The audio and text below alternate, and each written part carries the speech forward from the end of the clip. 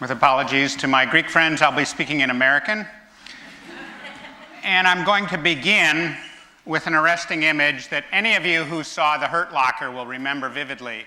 This is Jeremy Renner playing Sergeant James, a brilliant expert in defusing improvised explosive devices. And I'm going to use this as an example of how innovation is happening all around the world, especially for people in times of extraordinary adversity in ways that are surprising. These scary devices are everywhere in the world and made unbelievably affordably and easily in bazaars that you can easily order. This is an early generation improvised explosive device, some explosive material connected to a trigger that you can either phone or trigger in some other means, and I want to tell you how it actually works. An improvised explosive device is a very dangerous artifact. When you look at the last 10 years of warfare with combined forces acting against insurgents, 157,000 of these IEDs have blown up or have been either detonated or detected, 3 times more likely to die or be injured from one of these devices than any other way. That's the condition that soldiers are in anywhere in the world where there are these kinds of conflicts. Now I want to take you through a really interesting story of innovation, a story of innovation that I think will surprise most of you in the room if you don't know the facts of where improvised explosive devices come from and actually how they work. Above the line are the choices of the insurgents. Below the line are the choices of the American and other combined forces. What you're going to see is that by and large, the insurgents are extraordinarily innovative, and by and large, the Americans see it constantly as a challenge in technological shifts. Okay, so above the line is an early generation improvised explosive device, sort of a simple way to trigger an explosive substance with voice over IED kind of technology. The Americans learned how this technology worked, and their response was to weld big fat iron plates onto the jeeps that they were trying to protect. The insurgents love this because those plates heat up easily, they're easily detectable, and you can use an infrared trigger to automatically blow up something that's that hot when it appears over an IED. Americans figured out that this was going on, and they created a little device that would be 10 feet out in front of the convoy called a rhino. The insurgents paid attention to the American response, and they created a delayed trigger. The Americans, no dummies, paid attention to that phenomenon and added a longer rhino. This, ladies and gentlemen, is how the game of a technological arms race constantly evolves. Over time, the insurgents learned to use RF triggers. The Americans developed at eye-watering expense a jammer that would jam every possible frequency in the war zone, and very expensively trained and developed materials and expertise to try to detect those RF triggers. The insurgents figured out how to develop a completely new kind of ammonium nitrate bomb and then an explosively formed penetrator. This technology that you see above the line is, and I'm not making this up, the most advanced and swift reinvention of industry in history.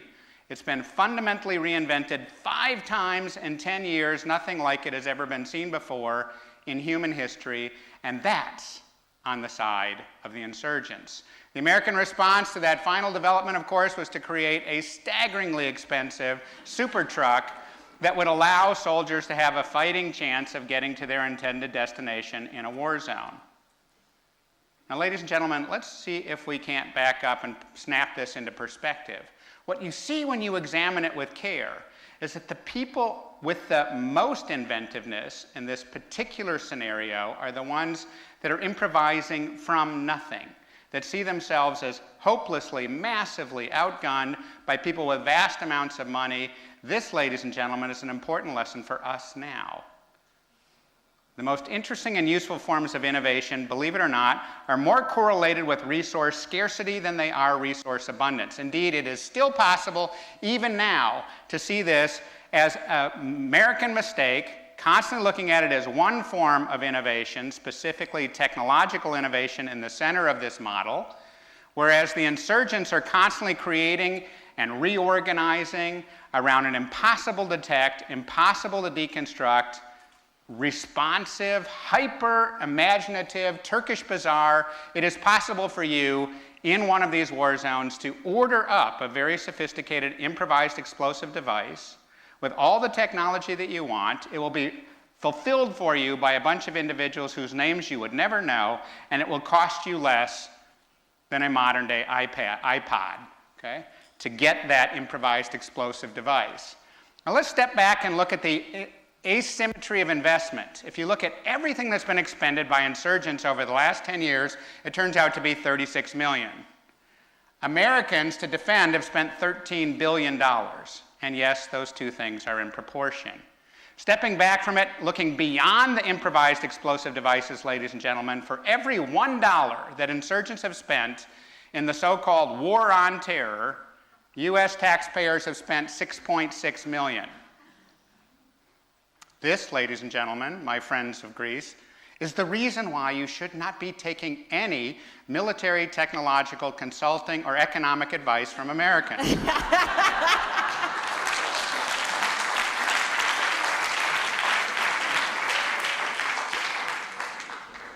And so I come to you as someone to talk about innovation today. I'm going to break it into three basic topics. The first thing is that I want you to think about big ideas. What the world wants, what the world notices, what the world rewards is big ideas, not little ideas.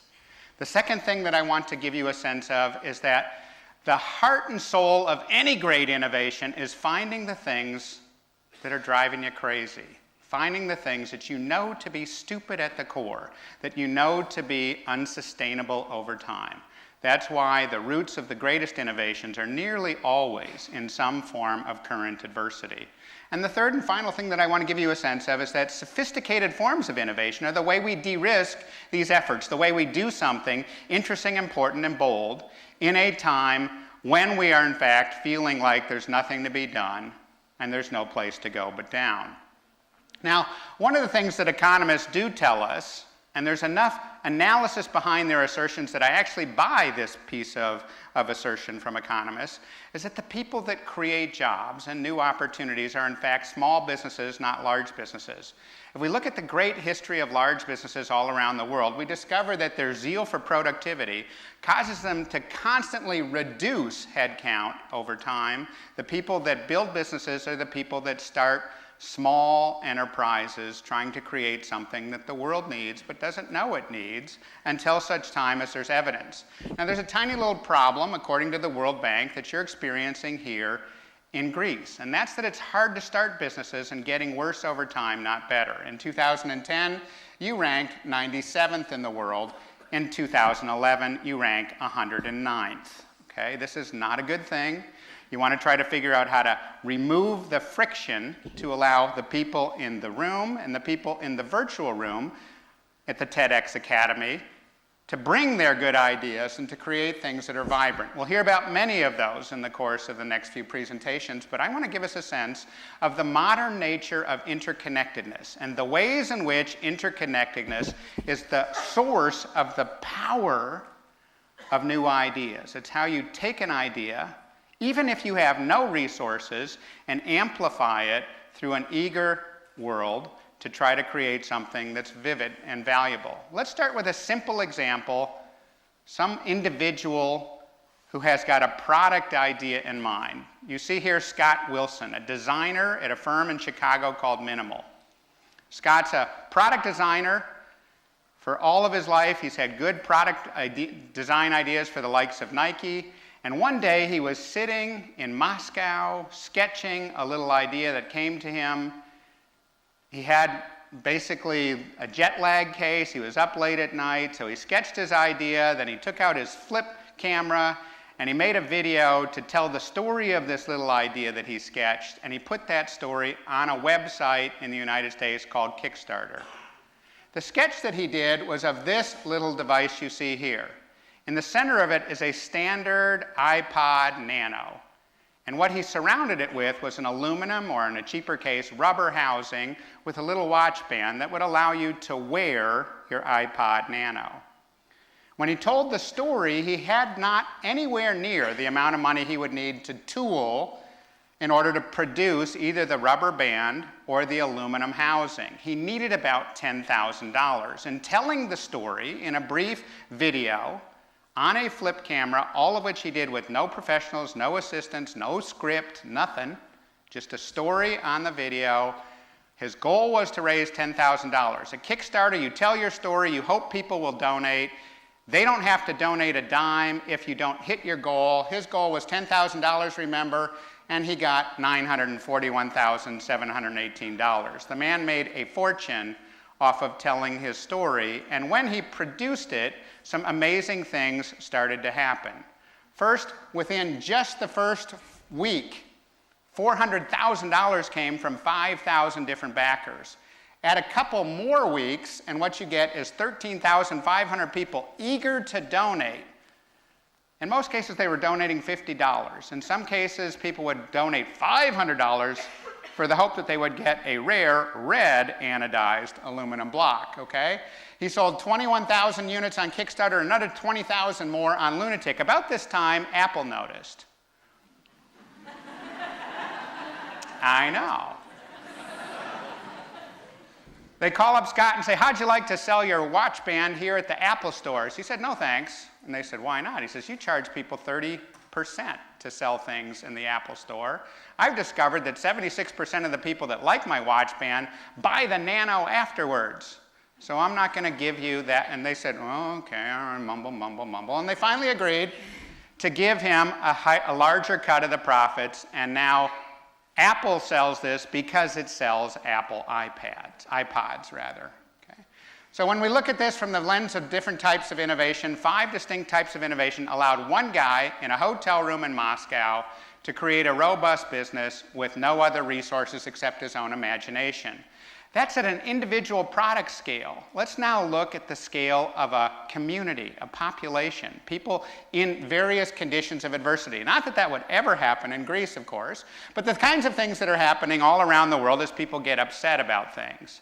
And these days, thanks to the Ushahidi platform, it is possible to report whatever it is you're upset about.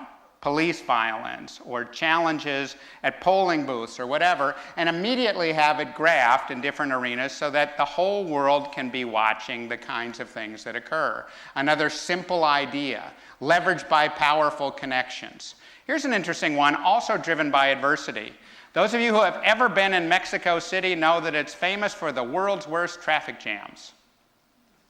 This company, one of the greatest cement companies in the world, had the challenge of delivering wet loads of cement to different people in Mexico City amidst the world's greatest traffic jams. Think about yourself as a truck driver delivering a wet load of cement in a traffic jam.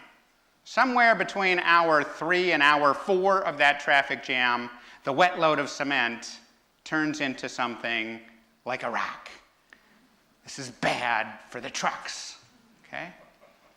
Trying to figure out how to deal with that, Cemex built the world's most sophisticated algorithm to fill the trucks in new places, to fill them in different ways, and to route them around traffic problems in a dynamic optimization capability that is really quite sophisticated. When they solved that problem for Mexico City, it turns out they solved it for every crowded, gnarly, nasty traffic problem in the world. And so after they proved this sort of capability in Mexico City, financiers showed up, you know how they do. Once the idea is proven and good, Citigroup and Goldman Sachs learned how to scale it up worldwide using 6 distinct types of innovation. Now Cemex makes more money off of the cement optimization algorithm than they ever made selling cement. Ladies and gentlemen, flipping adversity to advantage is the heart and soul of great innovation challenges all around the world. Bureaucrats in cities have vast amounts of data that they've been trying to figure out what to do with. In San Francisco alone, they needed $7 or $8 million that they did not have to try to get consulting contracts to do data analytics. They finally just gave away the raw data for free, and they posted a $50,000 prize for people to do something interesting with it, and in weeks they had 47 new applications of various kinds that would track potholes or describe parking problems or optimize the city in very, very profound ways. London's doing this too. Is this happening in Greece yet? It's beginning. As recently as 2007, the amount of money that was available for first stage investment startups was €0. Open Fund is a local hero that some of you will know about, and two others. And as of 2011, seed stage capital has already risen to €2 million a year. This is small by some national and international standards, but it is a very important beginning, and the beginnings of leveraging connections. What I see for this great region, for this great country, is the beginnings of new and optimistic possibilities.